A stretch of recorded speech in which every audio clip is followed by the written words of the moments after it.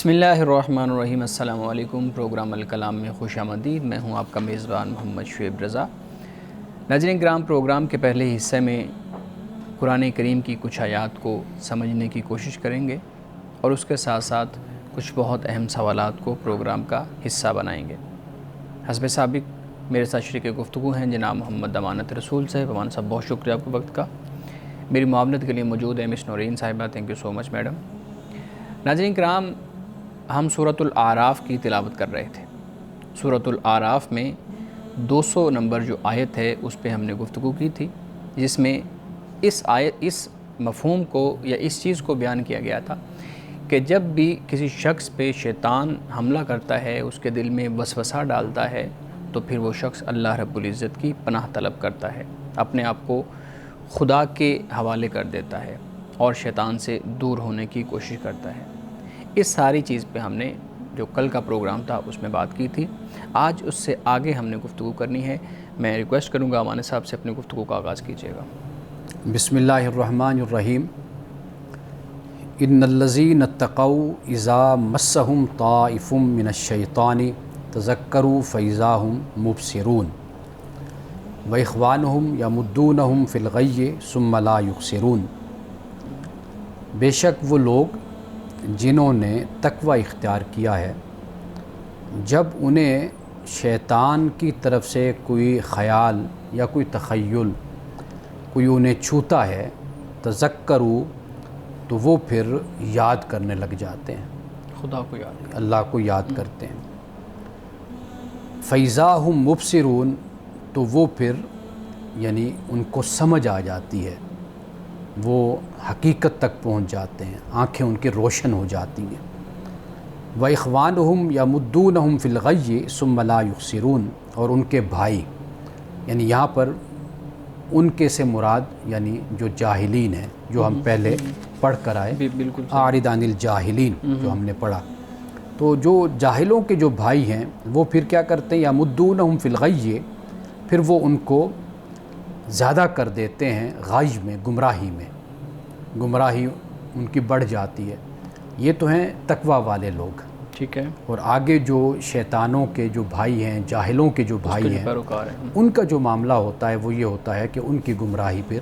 ان کے جو بھائی ہیں شیطان ہیں، وہ ان کی گمراہی کو بڑھا دیتے ہیں۔ ثم لا یقصرون، پھر وہ کمی نہیں کرتے، یہ پھر گمراہی بڑھتی چلی جاتی ہے۔ اچھا، یہاں پہ ایک بات جو شیطان کے حوالے سے خاص طور پر، اب آپ دیکھیے کہ پیچھے عفو کی بات ہوئی، معافی کی، اور عرف کی بات ہوئی، اور جاہلوں سے اعراض کی بات ہوئی ہے، اور شیطان مس کرتا ہے، چھوتا ہے، یا شیطان مخالفت پیدا کر دیتا ہے دو بھائیوں کے درمیان، انسانوں کے درمیان، اس کا ذکر ہوتا ہے۔ یہ سارا بیان اس لیے ہو رہا ہے کہ اعلیٰ صفات پہ جب انسان چلتا ہے، اعلیٰ صفات اختیار کرتا ہے، تو واضح بات ہے کہ وہی زیادہ شیطان کا نشانہ بنتا ہے۔ یعنی جہاں پر خزانہ ہوگا، جہاں پر دولت ہوگی، وہیں پر ہی چور آتے ہیں، وہیں پر ہی ڈاکو آتے ہیں۔ تو جب ایک انسان اپنے آپ کا تزکیہ کرتا ہے، تزکیہ نفس کرتا ہے، تزکیہ اخلاق کرتا ہے، اپنے آپ کو ایک اچھا انسان بناتا ہے، اعلیٰ صفات اپنے اندر پیدا کرتا ہے، تو پھر بے چینی تو ہوتی ہے نا شیطان کی صفوں میں۔ تو وہ پھر یہی چاہتے ہیں کہ بھئی، تو پھر ان کو یہ بتایا گیا ہے، یعنی رسول اللہ صلی اللہ علیہ وسلم کے ذریعے سے مسلمانوں کو، صحابہ کو، اور ان لوگوں کو کہ جو اپنے اندر اعلیٰ صفات، اعلیٰ اخلاق کو پیدا کرتے ہیں، پیدا کرنا چاہتے ہیں، انہیں بتایا کہ بھئی شیطان پھر ہر وقت تمہارے پیچھے ہے، اور وہ تمہیں بھٹکائے گا، گمراہ کرے گا، اور تمہیں نشانہ بنائے گا۔ تو یہ پھر اس لیے آگے اللہ سبحانہ و تعالیٰ نے یہ بتا دیا۔ اور پھر یہ ہے کہ یہ بھی واضح طور پر معلوم ہو جاتا ہے کہ دو گروہ ہو جاتے ہیں نا، ایک بھائیوں کا، شیطان کے بھائیوں کا، اور ایک ہے عباد الرحمن، رحمان کے بندوں کا۔ یہ دو گروہ ہو جاتے ہیں۔ اب جو رحمان کے بندے ہیں وہ اعلیٰ صفات اپنے اندر پیدا کرتے ہیں، لیکن وہ نشانے پر ہیں، زیادہ بے چینی، زیادہ اضطراب شیطان اور شیطان کے جو بھائی ہیں اور جو اس کے ساتھ ہیں، اس کے چیلے ہیں، ان کا پھر مقصد یہی ہے کہ بھئی ہم کس طریقے سے ان کو قابو کریں۔ تو قرآن مجید میں اور جگہوں پر بھی اس بات کو بیان کیا گیا ہے کہ میں بھٹکاؤں گا ان کو، لیکن اللہ پاک نے کہا کہ جو مخلص میرے بندے ہوں گے تو ان پر تیرا کوئی جادو نہیں چلے گا، تیرا کوئی اثر نہیں ہوگا۔ اگر شیطانی وسوسے آتے ہیں کسی انسان کے دل میں اور وہ اس وقت اللہ کو یاد نہیں کر پاتے ہیں وہ بندے، تو پھر ان کی متقی ہونے والی حالت پہ کیا اثر پڑتا ہے؟ دیکھیے جو تقوی ہے نا، یہ ایسی صفت ہے جس پر ہم نے پہلے بھی بات کی ہے کہ جسے حدود آشنائی آپ کہہ لیجئے، ایک معنی تو ہم اس کا یہ کرتے ہیں، یعنی آپ اپنے آپ کو پاک اور صاف رکھتے ہیں، کرتے ہیں، کیوں؟ تاکہ آپ اللہ کی حدود میں رہ کر زندگی گزاریں، اس کو پار نہ کریں، اس سے آگے نہ بڑھیں۔ مسلسل عمل ایسا نہیں ہے کہ ابھی کوئی عمل کیا تو آپ متقی ہو گئے، ایک مسلسل عمل ہے جس میں انسان آپ نے اس ریاضت کو آپ نے جاری رکھنا ہے، اس عبادت کو آپ نے جاری رکھنا ہے۔ ایک جو مفہوم ہے نا تقویٰ کا، وہ یہ بیان کیا جاتا ہے کہ خدا آگہی، یعنی آپ اس طریقے سے زندگی گزاریں کہ آپ اکیلے ہیں تو آپ ایمان اور یقین کی اس حالت پر مقام پر ہوں کہ دوسرا آپ یقین کریں کہ خدا میرے ساتھ ہے، یہ احساس آپ کے اندر ہو۔ آپ دو ہیں تو تیسرا خدا ہے، تین ہیں تو چوتھا خدا ہے۔ یہ جو کیفیت ہے، یہ جو حالت ہے، اس کو میں کہتا ہوں کہ یہ خدا آگہی، کانشیسنس آف گاڈ، یہ جو چیز ہے، یہ اس کو بھی تقویٰ کہا جاتا ہے۔ یعنی قرآن مجید کی یہ بڑی مشہور اصطلاح ہے، اس کو مختلف معانی میں اس کو بیان کیا گیا ہے، اور یہ جو پہلے بھی ہم نے ایک دفعہ بات کی تھی کہ جو باطنی طور پر انسان کا اخلاق ہے، انسان کا جو لباس ہے، اپنے آپ کو صاف اور ستھرا رکھنا ہے، یہ تقویٰ ہے۔ یعنی آپ اپنی آنکھوں پر بھی پہرا رکھتے ہیں، اپنے کانوں پر پہرا رکھتے ہیں، اپنے وجود پر پہرا رکھتے ہیں، اپنی زبان پر پہرا رکھتے ہیں کہ کوئی بات ایسی میری زبان سے نہ نکلے کہ جو خدا کے حدود کے خلاف ہو جائے، احکام کے خلاف ہو جائے، میری نظریں نہ بھٹکیں، میرے کان نہ بھٹکیں، میری زبان نہ بھٹکے۔ یہ جو پہرا آپ اپنے اوپر دیتے ہیں، اس کو تقویٰ کہتے ہیں۔ مثال کے طور پر اب جیسے آپ نے تقویٰ کی بات کہی تو میں آپ کو ایک بڑی خوبصورت بات بزرگوں کے حوالے سے بتاتا ہوں کہ بزرگ یہ فرماتے ہیں کہ تقویٰ یہ ہے کہ جہاں خدا تجھے دیکھنا چاہے وہاں سے تو کبھی غائب نہ ہو، واہ، اور جہاں خدا تجھے نہ دیکھنا چاہے وہاں پر تو کبھی نظر نہ آئے، موجود نہ ہو کبھی، موجود نہ ہو۔ تو یہ بھی تقویٰ ہے۔ بس اس کے لیے یہ بھی تو پتہ ہونا چاہیے نا انسانوں کو کہ وہ خدا کہاں دیکھنا چاہتا ہے۔ یہ معلوم انسان کو ایک تو خدا کی طرف سے ہدایت تو ہے ہی، بہت کچھ ہے جو انسان کی عقل اور فطرت اس کی رہنمائی کرتی ہے، اس کو بتاتی ہے۔ یعنی بد اخلاقی ہے، ایسی مجلس، ایسی محفل جہاں پر اخلاق باختہ یا مخرب اخلاق ماحول ہے، وہاں پر واضح بات ہے کہ انسان اپنے آپ کو وہاں پر محفوظ کرتا ہے، بچاتا ہے۔ ایسے دوستوں کی دوستی سے اپنے آپ کو بچاتا ہے جہاں پر اس کو معلوم ہے کہ میں بھٹک جاؤں گا، گمراہی کا شکار ہو جاؤں گا۔ تو یہ ایک تو انسان کو اللہ نے خود اندر ایک سسٹم لگایا ہوا ہے، اس سے بھی معلوم ہوتا ہے۔ تو اللہ نے انسان کی جو رہنمائی ہے، ہدایت ہے، اس کے لیے کوئی کسر چھوڑی نہیں ہے، سارا کچھ اللہ نے انسان کو دے کر بھیجا ہے، مہیا کیا ہے، اس کے اندر بھی رکھ دیں یہ چیزیں، پھر اس کے لیے انبیاء بھیجے، پھر کتب آئی ہیں، سب کچھ اللہ تعالیٰ نے اس کا بالکل فراہم کر دیا۔ جی آگے مانے صاحب اگلی آیت پڑھیے گا۔ اچھا، اب اس کے بعد یہ فرمایا گیا، اب رسول اللہ صلی اللہ علیہ وسلم، یعنی جو لوگ آپ صلی اللہ علیہ وسلم سے تقاضا کرتے تھے، ایمان نہیں لانا چاہتے تھے لیکن تقاضے بڑے کرتے تھے، ان کے یعنی مطالبے بہت تھے، اس لیے نہیں تھے کہ مطالبے کے وہ کوئی ہدایت حاصل کرنا چاہتے ہیں، مان لیں گے، ہدایت قبول کر لیں گے۔ وہ کچھ لوگ ہوتے ہیں نا جو مخالفت برائے مخالفت، چیلنج دیتے ہوں گے، یا بحث برائے بحث جو لوگ کرتے ہیں، ان کا کچھ لوگوں کا طریقہ ایسا ہوتا ہے، یعنی انہوں نے جیسے کہتے ہیں just for killing the time, آپ اسے کہہ لیجیے، یا ایک شغل لگانے کے لیے لوگوں کا طریقہ ہوتا ہے۔ وہ جوہلا ان کا طریقہ یہی تھا۔ جیسے مثال کے طور پر میں آیت پڑھنے سے پہلے ایک دو مقام آپ کے سامنے رکھ دیتا ہوں، آپ سورۃ بنی اسرائیل کو دیکھ لیجئے۔ اب رسول اللہ صلی اللہ علیہ وسلم سے وہ یہ تقاضا کرتے ہیں کہ بھئی آپ کا کوئی باغ ہونا چاہیے جس میں کھجور اور انگور کے درخت لگے ہوئے ہوں، بیلیں ہوں، اور پھر اس میں سے اندر سے پانی گزر رہا ہو، اور اس طریقے سے ہو کہ آپ کا کوئی سونے کا، کوئی چاندی کا آپ کا کوئی محل ہو، کوئی آپ کا، وہ ہم دیکھیں۔ یا یہ ہے کہ آپ کو ہم آسمان کی طرف چڑھتے ہوئے دیکھیں، پھر بھی ہم ایمان نہیں لائیں گے اس وقت تک جب تک آپ ہم میں سے ہر ایک کو کتاب نہ دے دیں، ہاں پھر بھی نہیں ایمان لائیں گے جب تک فرشتہ نہ आसमान से उतर आए हमारे पास आकर हमसे कलाम करे। अब अल्लाह ताला ने सिंपल और सादा बात कही है कि ए नबी सल्लल्लाहु अलैहि वसल्लम आप ये कह दीजिए कि मैं तो सिर्फ़ और सिर्फ बशर रसूल हूँ, बस। उनके किसी मुतालबे का, किसी तकाज़े का कोई जवाब नहीं दिया, फ़कत इतनी बात है कि आप सिर्फ ये कह दीजिए कि भाई मैं तो बशर रसूल हूँ, मैं इंसान हूँ और अल्लाह ने मुझे रसूल बनाकर भेजा है, बस इतनी बात है। अब देखिए क्या फरमाया, फरमाया वइज़ा लम तातिहिम बिआयतिन क़ालू लौ लज्तबैतहा, और जब आप इनके सामने कोई निशानी नहीं लाए, कोई मौजज़ा नहीं लाए, तो ये क्या कहते हैं, कहते हैं क्यों ना तुम छांट लाए कुछ अपनी तरफ से, या तुम कोई घड़ लाए अपनी तरफ से। अब ये जो अंदाज़ है ना कि क्यों ना तुम घड़ लाए, नऊज़ुबिल्लाह, यानी ये एक तारीज़ का अंदाज़ होता है। बिल्कुल ऐसे। मतलब ये कि तुम तो इख्तरा करते रहते हो, घड़ते रहते हो, तो ये तुम यहाँ पर क्यों नहीं तुम घड़ कर कोई चीज़ ले आए। तो ये अंदाज़ रसूलुल्लाह सल्लल्लाहु अलैहि वसल्लम के साथ नऊज़ुबिल्लाह वो इख्तियार करते थे। अब अल्लाह पाक ने क्या फरमाया, फरमाया कुल इन्नमा अत्तबिउ मा यूहा इलैया मिर रब्बी,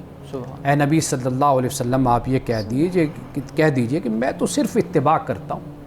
उसकी जो मेरी तरफ वही की जाती है मेरे रब की तरफ से, बस। मैं तो कुछ नहीं लाता, यानी मौजज़ा भी है तो वो खुदा जब चाहता है तो उसका ज़हूर मेरे हाथों पर हो जाता है, बिल्कुल मेरी ज़ात से हो जाता है। तो वो खुदा जब चाहता है, जिस वक्त चाहता है, वो मेरे इख्तियार में नहीं मौजज़ा दिखाना, वो उसके हुक्म से होता है, वो खुदा की तरफ से होता है। सही। तो ये फरमाया हाज़ा बसाइर मिर रब्बिकुम, फरमाया कि ये बसाइर हैं, चशम कुशा हक़ाइक़ हैं तुम्हारे रब की तरफ से, और हिदायत है और रहमत है उसके लिए जो ईमान लाते। सही। और साहब इस पर गुफ्तगू करते हैं, यहाँ हम एक ब्रेक ले लें। नाज़रीन किराम, यहाँ वक्त हुआ चाहता है एक ब्रेक का, हमारे साथ रहिएगा।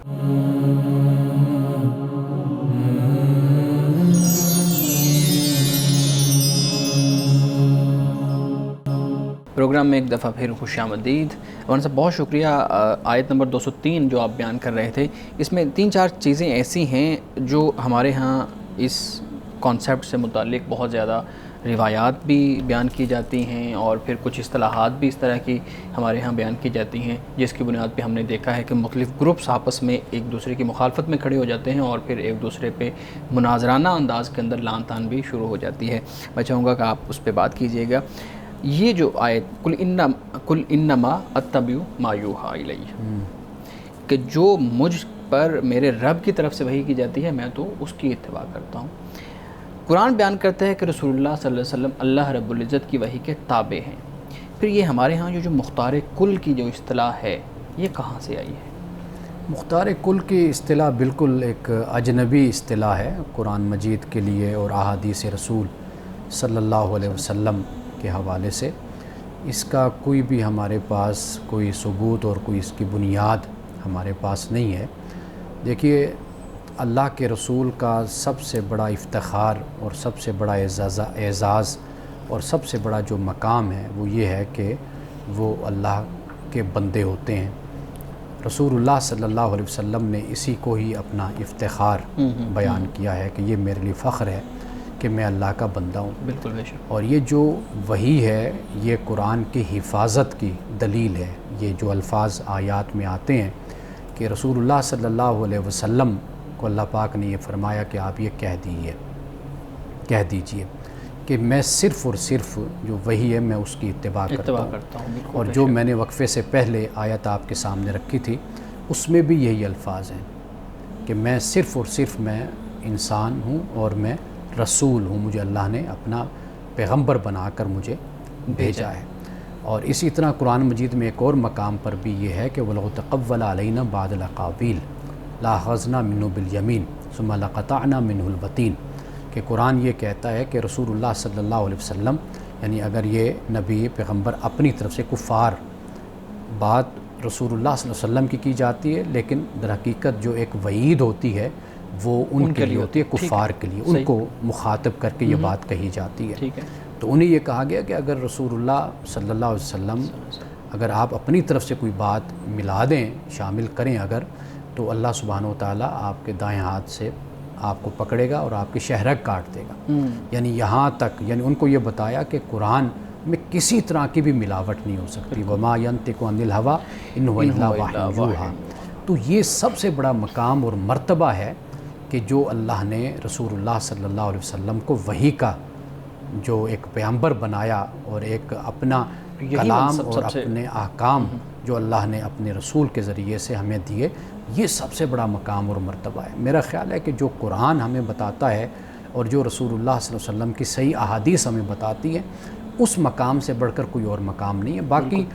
انسانوں کی یہ اپنی ایک عقیدت کا انداز ہوتا ہے، کبھی کبھی اس میں غلو بھی آ جاتا ہے۔ اب اگر آپ حضرت مسیح علیہ السلام کی قوم کو دیکھیں کہ انہوں نے حضرت مسیح علیہ السلام کو خدا کا بیٹا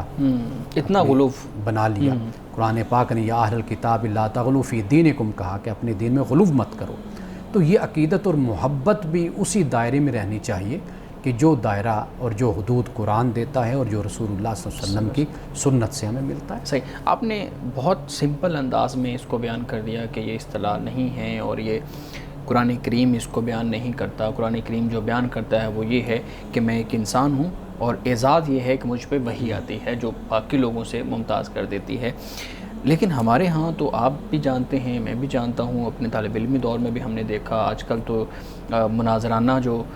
طرز گفتگو ہے وہ اب کم ہو گیا ہے، لیکن اس کے باوجود ہم دیکھتے ہیں سوشل میڈیا پہ اس طرح کی آبھاس آ رہی ہوتی ہیں۔ تو جو اس ٹائم پیریڈ پہ جب آپ پڑھ رہے تھے یا جب میں پڑھ رہا تھا اس وقت یہ چیزیں موجود تھیں، اس وقت تو اس پہ کفر کے فتوے، اس پہ بہت زیادہ لڑائی جھگڑے، لوگوں کی جانیں جانا، یہ چیزیں ہو جاتی تھیں۔ تو آپ نے تو اس کو بہت سمپل انداز میں بیان کر دیا کہ یہ کوئی اصطلاح نہیں ہے۔ تو اتنا بڑا جو علمی ذخیرہ ہے وہ پھر کہاں سے آیا ہے؟ دیکھیے، جب کوئی فرقہ وجود میں آتا ہے نا تو اس کے اپنے زمانے اور اپنے وقت کے چند کلامی مسائل ہوتے ہیں، ٹھیک ہے، وہ ان مسائل پر ہی اپنی شناخت رکھتے ہیں، اپنی آئیڈینٹی۔ ان کے درمیان، ان کے علماء کے درمیان جو ابحاث ہوتی ہیں، جو مناظرے ہوتے ہیں، وہ انہی پر ہوتے ہیں، وہ پھر شناخت بن جاتی ہے، وہ شناخت بن جاتی ہے۔ گزشتہ زمانے میں، گزشتہ صدی میں اگر آپ دیکھیں تو ہمارے ہاں حاضر و ناظر کے مسائل، بالکل یہ بھی علم غیب کا مسئلہ، نور و بشر کا مسئلہ،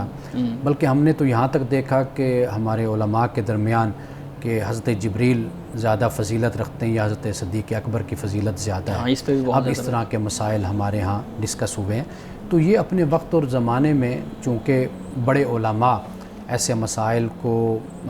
بحث کا موضوع بناتے تھے، اس کی وجہ سے پھر شاگردوں میں، عقیدت مندوں میں، اور پھر یہ اس طرح بات پھیلتی چلی جاتی تھی۔ تو لیکن میں تو وہ بات عرض کر رہا ہوں کہ جو قرآن مجید نے بیان کی ہے، اور یہ سب سے اعلیٰ مرتبہ ہے۔ آپ دیکھیے کہ اس سے بڑھ کر اور کیا مرتبہ ہو کہ اللہ سبحانہ و تعالیٰ اربوں خربوں انسانوں میں سے ایک بشر کو، ایک انسان کو اپنی وحی کے لیے منتخب فرمائے، مقام نبوت اور رسالت کے لیے منتخب فرمائے۔ اس سے بڑھ کر اور اعزاز اور مرتبہ کیا ہو سکتا ہے؟ اچھا مولانا صاحب، روایات بھی بیان کی جاتی ہیں نا، پھر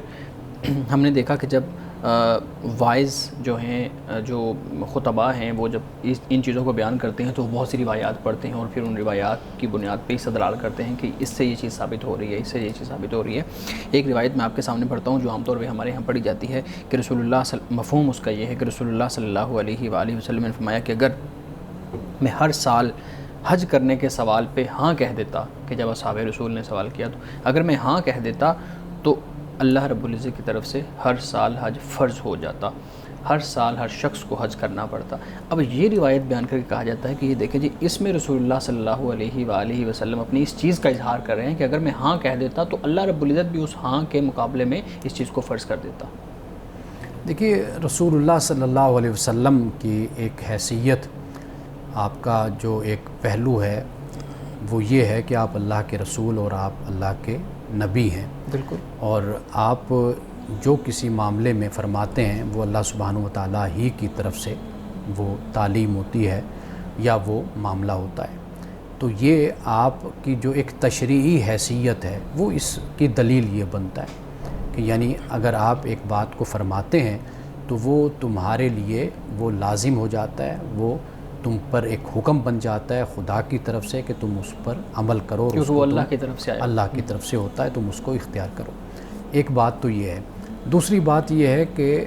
خام خواہ کے جو سوالات ہوتے ہیں، در حقیقت رسول اللہ صلی اللہ علیہ وسلم نے کئی اور احادیث میں بھی اسی بات کو بیان کیا ہے کہ دوسری قومیں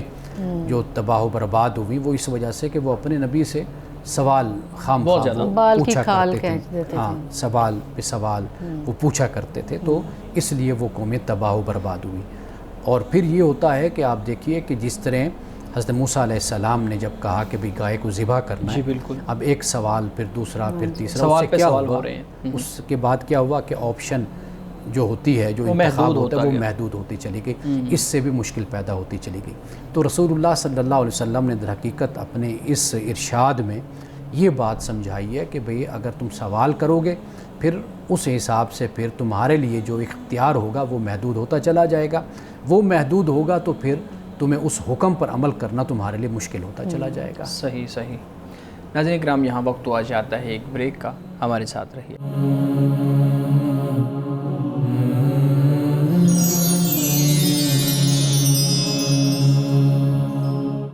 پروگرام میں ایک دفعہ پھر خوش آمدید۔ جی مس آپ سوال کرنا چاہ رہے تھے۔ آیت نمبر 202 کے مطابق شیطان اپنے ساتھیوں کو گمراہ کرتا ہے، تو آپ یہ بتائیے کہ آج کے دور میں گمراہی کن شکلوں میں ہم اسے پہچان سکتے ہیں؟ کہ آج کے اگر ہم اسے کہیں یا یہ گمراہی وہی جو پہلے بھی تھی اور آج بھی وہی ہے، یا اس کی شکلیں بدل چکی ہیں آج کے دور میں؟ دیکھیے گمراہی کی شکلیں بدلتی ہیں، اس میں کوئی شک نہیں ہے، لیکن کچھ بنیادی باتیں ایسی ہوتی ہیں کہ جو اول دن سے وہ چل رہی ہیں۔ یعنی اگر آج کے دور میں اگر آپ دیکھیں گے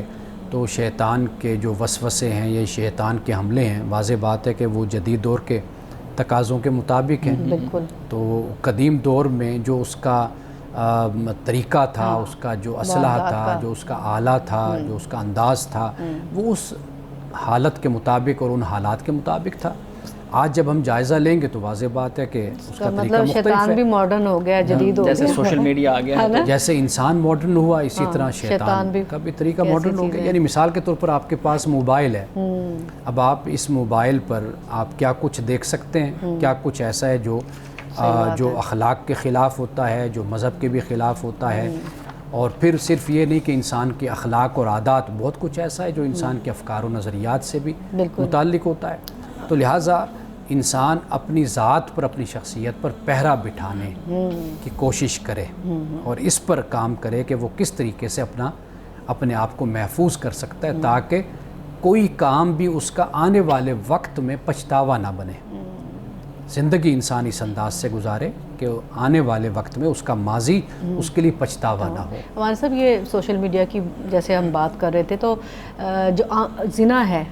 یہ آنکھوں کا زنا بھی ہم کہہ سکتے ہیں کہ بری چیزوں کو دیکھنا، کیونکہ یہ تو ہر وقت ہاتھ میں بچوں کے، بڑوں کے موبائل ہوتا ہے، تو اس چیز پر بھی ہمیں توجہ دلوانی چاہیے کہ یہ کتنی بڑی برائی ہے، کہ اس کا کیا امپیکٹ ہے۔ دیکھیے جب زنا کہا جاتا ہے نا، وہ اس لیے ہے کہ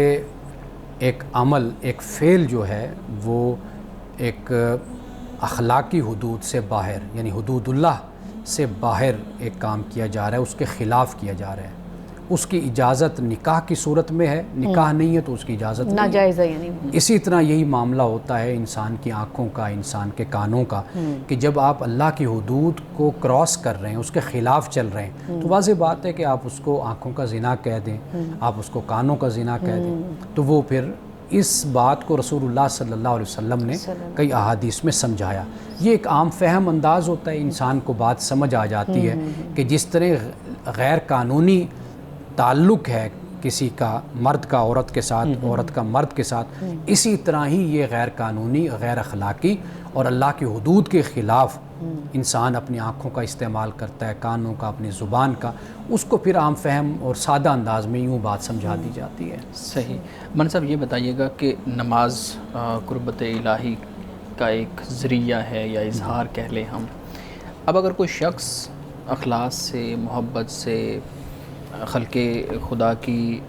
خدمت سے یا مختلف ذرائع سے اللہ رب العزت کا قرب حاصل کر سکتا ہے اور کر رہا ہے، تو کیا وہ نماز کا متبادل ہو سکتا ہے؟ کیونکہ مقصد تو نماز کا یہی ہے، تو پھر اس کو اس پوری ایکسرسائز کرنے کی کیا ضرورت ہے، جبکہ مقصد اس کا کسی اور ذرائع سے پورا ہو رہا ہے، کسی اور ذریعے سے، کسی اور طریقے سے پورا ہو رہا ہے؟ ہم معلوم نہیں کہ چیزوں کو مقابل کیوں لاتے ہیں، ایک دوسرے کے خلاف کیوں کھڑا کر دیتے ہیں۔ یعنی میں نے لوگوں کو دیکھا ہے کہ اگر وہ نماز پڑھتے ہیں، حاجی ہیں، نمازی ہیں، تو میں نے دیکھا ہے کہ وہ خلق خدا کی خدمت سے اعراض برتیں گے، منہ پھیریں گے، یعنی اس میں سست ہوں گے، کاہل ہوں گے، نمازیں اور حج اور ان چیزوں پہ، روزوں پہ، ان پہ زور دیں گے۔ میں نے ایسے لوگ بھی دیکھے ہیں کہ جو خدمت خلق کا کام کریں گے، ویلفیئر کا کام کریں گے، نماز کو اہمیت نہیں دیں گے، حج کو اہمیت نہیں دیں گے، روزوں کو اہمیت نہیں دیں گے، کہیں گے جی ہم خدمت خلق کا کام کر رہے ہیں، ہم نے بڑے حاجی دیکھے ہیں، بڑے نمازی دیکھے ہیں جی، وہ بالکل ہی مخلوق سے بے پرواہ ہوتے ہیں، تو ہم تو اچھے ہیں کہ مخلوق کی خدمت کر رہے ہیں، اللہ کی مخلوق کی خدمت کر رہے ہیں۔ تو میرا خیال ہے کہ یہ دونوں انتہائیں ہیں۔ اسلام آپ کو توازن کی اور اعتدال کی تعلیم دیتا ہے، وہ یہی ہے کہ نماز کی اپنی اہمیت ہے، آپ اللہ کی بارگاہ میں جاتے ہیں، آپ کی ایک روحانی ضرورت ہے، ایک ارج ہے، اسپرچول ارج اس کو آپ کہہ لیں، نیسیسٹی، وہ آپ کی نماز سے پوری ہوتی ہے۔ آپ اللہ کے قرب میں جاتے ہیں، آپ خاموش ہوتے ہیں۔ آپ دیکھیے کہ آپ مسجد میں جا کر نماز پڑھیں ذرا،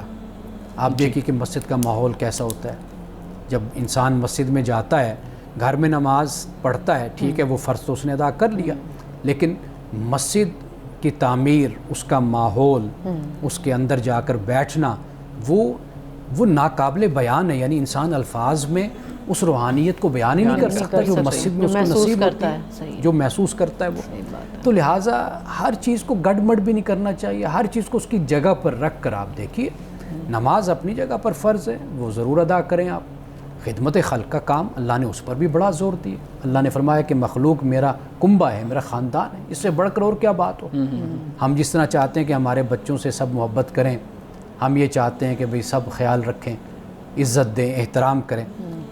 تو اللہ نے ہمیں انسانی جذبے کی بنیاد پر یہ بات سمجھا دی ہے۔ تو میرا ذاتی خیال یہ ہے کہ کبھی ایک دوسرے کے مقابلے میں ان کو نہیں لانا چاہیے۔ ہر عمل، ہر فعل، ہر عبادت اپنی جگہ پر اس کی بہت زیادہ اہمیت ہے۔ ایک سوال پوچھیں تو یہ ابھی جیسے مسجد کے ماحول کی بات کی، تو جب ہم کعبہ اللہ میں جاتے ہیں، وہاں کا منظر بھی ناقابل بیان ہے، میرا اپنا پرسنل تجربہ ہے، لیکن میں یہ پوچھنا چاہتی ہوں کہ جو اس مقصد کے لیے یہ ہر بندے کی قلبی رجحان، اس کی اپنی پریورٹی ہوتی ہے، یا کہ سوچ کے جانا چاہیے کہ اب ہم جا رہے ہیں تو لہٰذا ہمیں تھوڑا سا کچھ ذہنی طور پہ تیار ہونا چاہیے، کیونکہ اب وہاں پہ بہت زیادہ موبائل کا استعمال، وہ جو تصویریں لیتے ہیں، بلکہ طواف کرتے ہوئے بھی کسی کی ویڈیو کال پہ لے کے ساتھ ساتھ طواف کیا جا رہا ہے، تو کیا یہ ساری چیزیں بندے کی روحانیت پر اثر انداز ہوتی ہیں؟ دیکھیے، اللہ کی عبادت میں اگر کوئی چیز رکاوٹ کا باعث بنتی ہے اور روحانیت میں حرج ڈالتی ہے تو اس سے بچنا چاہیے۔ باقی دیکھیے اگر کوئی ایسا کر رہا ہے نا تو ان پر بھی کوئی اعتراض نہیں ہوتا۔ کئی دفعہ کسی وجہ سے کوئی کر رہا ہوتا ہے، دکھانا چاہتا ہے اپنے گھر والوں کو، یا بہت لوگ ہیں جو یہاں پر ہوتے ہیں وہ وہاں نہیں جا سکتے، ان کا شوق ہوتا ہے، جذبہ ہوتا ہے جی ہم بھی دیکھیں، کعبۃ اللہ کی زیارت کریں۔ اب اگر یہ کوئی سہولت میسر آ گئی ہے، کئی دفعہ صبح کی اذان ہو رہی ہوتی ہے تو وہ سنا دی جاتی ہے گھر والوں کو، ایک تربیت، ایک تعلیم کا نقطہ پیش نظر بات ہوتی ہے کہ بھئی بچوں کی تربیت ہوتی ہے، بیوی کی، گھر والوں کی، تو ایک یہ بات علیحدہ ہے۔ لیکن عبادت میں، روحانیت میں اگر کوئی حرج واقع ہوتا ہے تو پھر یہ کام نہیں کرنے چاہیے۔ صحیح۔ مجھے یہ بتائیے گا کہ جب نماز کی ہم بات کر رہے تھے تو جب خدا بے نیاز ہے اس بات سے کہ انسان اس کی عبادت کرے یا نہ کرے اس کو کوئی فرق نہیں پڑتا، فرشتے کافی ہیں اس کی عبادت کے لیے، انسان ہیں جو عبادت کر رہے ہیں، تو اگر ایک انسان فرض کریں جس نے یہ سوال بھیجا ہے، یہ سوچ رہا ہے کہ اگر وہ عبادت نہیں کرتا، خدا کو اس کی حاجت نہیں ہے، اس کی عبادت کرنے سے خدا کو کوئی فرق نہیں پڑتا، تو پھر یہ جو سزا کا تصور ہے وہ کیوں ہے کہ یہ سزا دی جائے گی اگر یہ عبادت نہ کی گئی، یہ نماز نہ پڑھی گئی تو پھر جہنم کے اس درجے کے اندر یا اس گڑھے کے اندر انسان کو پھینک دیا جائے گا، اس طرح سے اس کو آگ میں پھینکا جائے گا، اس طرح سے پیپ پلائی جائے گی، یہ چیزیں کیوں ہیں؟ اگر میں انسانی زبان میں کہوں نا، جی خدا سے بڑھ کر کوئی مظلوم نہیں ہے جی، یعنی ہم انسان اس کے حق کا احساس اور اس کے حق کی جو آگہی ہونی چاہیے وہ انسان اس سے بڑا محروم ہے۔ صحیح، بالکل صحیح۔ انسانوں کی اکثریت اس سے بڑی محروم ہے، بالکل صحیح۔ یعنی کوئی ہم پہ چھوٹا سا احسان اور نیکی کر دیتا ہے نا، ہم اس کے سامنے بچھے چلے جاتے ہیں، ساری زندگی بچھے چلے جاتے ہیں، اور ہم کہتے ہیں یہ اگر اس نے اس کا احسان کو نہیں مانا، اس کا احسان مند نہیں ہوا، ہم نے اس پر 100 قسم کی باتیں کہیں کہ یہ احسان فراموش ہے، لیکن ہم نے کبھی اپنے اندر خدا کے احسان کا احساس ہی نہیں پیدا کیا کہ اب میری زندگی، قرآن کہتا ہے کیف تکفرون باللہ وکنتم امواتا فاحیاکم ثم یمیتکم ثم یحییکم، کس طرح تم خدا کا انکار کرتے ہو کہ تم مردہ تھے، یعنی نتھنگنیس سے وہ ایگزسٹنس میں تمہیں لایا، پھر وہ تم پر موت طاری کرے گا، پھر وہ تمہیں زندہ کرے گا، پھر تم اس کی طرف لٹائے جاؤ گے۔ ماں باپ تو ایک ذریعہ بنتے ہیں نا، کہ جن کے بارے میں قرآن کہتا ہے کہ ان کے احسان کو مت بھولو، ان کے ساتھ ہمیشہ اچھا سلوک کرو، ان کے ساتھ نیکی کرو۔ ماں کے دکھ کو، بوجھ کو جو ماں اٹھاتے ہیں 9 مہینے، قرآن اس کو بیان کرتا ہے، لیکن خدا کے حق سے بالکل ہی ہم محروم ہیں، سمجھتے نہیں اس بات کو۔ مولانا صاحب یعنی اسلام اس پر ذرا تھوڑا سا آپ غور کریں نا کہ یہ جو عبادت ہے، یہ جو روحانیت ہے، اچھا پھر یہ کہ ابھی ہم نے پہلے بات کی کہ خدا کی عبادت سے ہمیں کیا نصیب ہوتا ہے، یعنی ہم جو نفسیاتی مسائل کا شکار ہو جاتے ہیں، معاشی مسائل کا شکار ہو جاتے ہیں، ذہنی الجھنوں کا اور انتشار کا شکار ہو جاتے ہیں، کتنا کچھ ہمارے اندر 100 قسم کے مسائل اور بے چینی اور اضطراب اور کتنی پریشانیاں ہمارے اندر چل رہی ہوتی ہیں، ہم جب ادھر جاتے ہیں خدا کے حضور جھکتے ہیں تو ہمیں سکون اور اطمینان۔ ابھی میں نے آپ کو بتایا کہ میں صرف اپنی کیفیت کو نہیں بیان کر رہا، یعنی دوڑ دوڑ کر لوگ مسجد کی طرف جاتے ہیں، وہاں پر اذان کو سنتے ہیں، ماحول ہوتا ہے خوبصورت ماحول، اطمینان، سکون، وہاں پر بیٹھتے ہیں 10-15 منٹ 5 منٹ نماز پڑھتے ہیں، ان کو اتنا سکون ملتا ہے، قرار ملتا ہے کہ وہ اپنی عملی زندگی کے لیے اپنے آپ کو تیار کر لیتے ہیں۔ اچھا ایک یعنی یہ چیزیں اگر آپ دیکھیں تو خدا کا حق اپنی جگہ پر، وہ بھی جو میں نے پہلے بیان کیا، دوسرا دیکھیے کہ اس کے ساتھ خود ہماری افادیت اور ہماری اپنی نفسیاتی شخصیت بالکل کس طرح پروان چڑھتی اور کس طرح خوبصورت بنتی ہے، ہم اس طرف متوجہ کر لیں۔ یعنی ہم پھر وہی بات کرتے ہیں، یہ اعتراضات جو آپ نے سامنے رکھے ہیں سوال، یہ بہت دفعہ میرے سامنے بہت سے نوجوان کرتے ہیں، تو میں انہیں ہمیشہ یہ کہتا ہوں خدا کے حق کو پہچانیں، بالکل بس آپ یہ دیکھیں کہ آپ بیٹھے ہیں، یہ اس کی عطا ہے، آپ کو زندگی ملی ہے، صحت ملی ہے، آپ سلامتی کے ساتھ موجود ہیں، زندگی ہے، آپ کو اللہ نے سب کچھ عطا کیا، سب نعمتیں اور عنایتیں ہیں آپ پر، تو یہ اس سے بڑھ کر اور کیا ہو اس کا احسان۔ ٹھیک ٹھیک ناظرین کرام، یہاں وقت ہوا چاہتا ہے ایک بریک کا، ہمارے ساتھ رہیے۔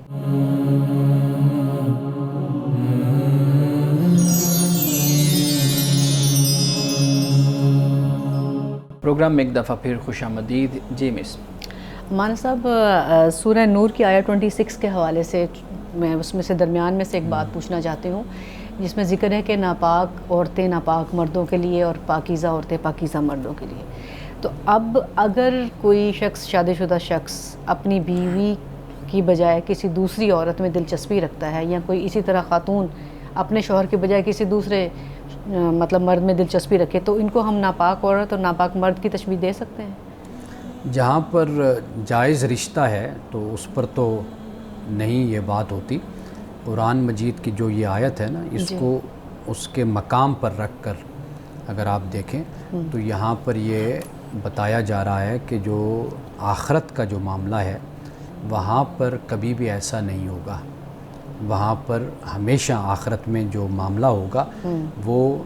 جو پاک مرد ہوگا وہ پاک عورت کے لیے ہوگا، یعنی جنت میں پاکیزہ لوگ ہی ہوں گے، پاک مرد پاک عورت، پاک عورت پاک مرد۔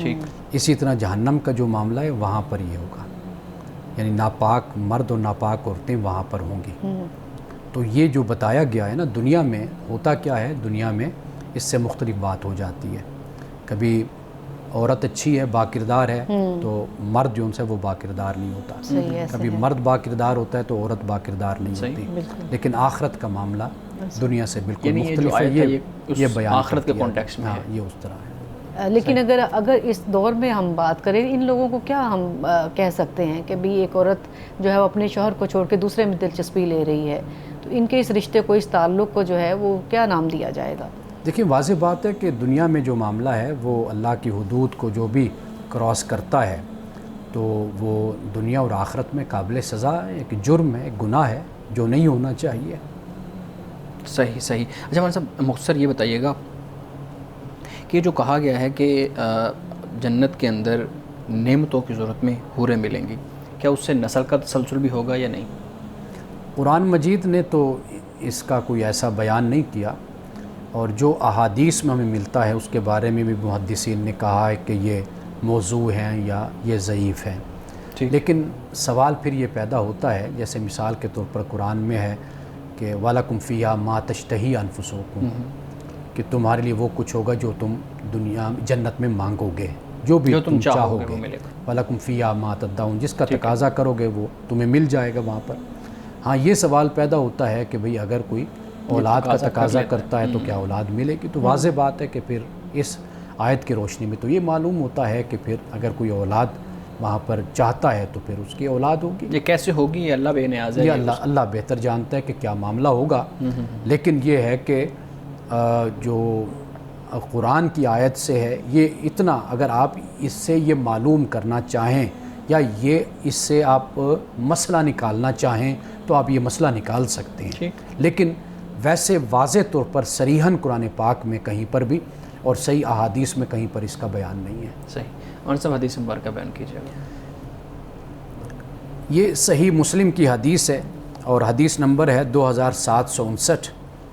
رسول اللہ صلی اللہ علیہ وسلم نے فرمایا، اللہ تعالیٰ رات کو اپنا ہاتھ پھیلاتا ہے تاکہ دن کے گناہ گار توبہ کر لے، یعنی دن کے جو گناہ گار ہیں وہ توبہ کر لیں، اور فرمایا دن کو اپنا ہاتھ پھیلاتا ہے تاکہ رات کا جو گناہ گار ہے یا گناہ گار ہیں وہ توبہ کر لیں، اور فرمایا کہ وہ اس وقت تک یہی کرتا رہے گا یہاں تک کہ سورج مغرب سے طلوع ہو جائے، یعنی سورج طلوع تو ہوتا ہے مشرق سے، مغرب میں غروب ہوتا ہے، یہ اشارہ ہے قیامت تک، یعنی اللہ سبحانہ وتعالیٰ قیامت تک اپنے ہاتھ اپنے گناہ گار بندوں کے لیے پھیلائے رکھتا ہے دن اور رات، تاکہ وہ توبہ کریں اور اللہ تعالیٰ سے معافی مانگیں اور اپنے گناہوں کی بخشش کروائیں۔ ناظرین کرام، اس دعا کے ساتھ اپنے پروگرام کا اختتام کریں گے۔ اللہ رب العزت حسن کلام اور تاثیر کلام عطا فرمائے، ہماری زبان کے گروں کو کھول دے اور سننے والوں تک خیر کا پیغام پہنچے۔ اجازت دیجیے، خدا حافظ۔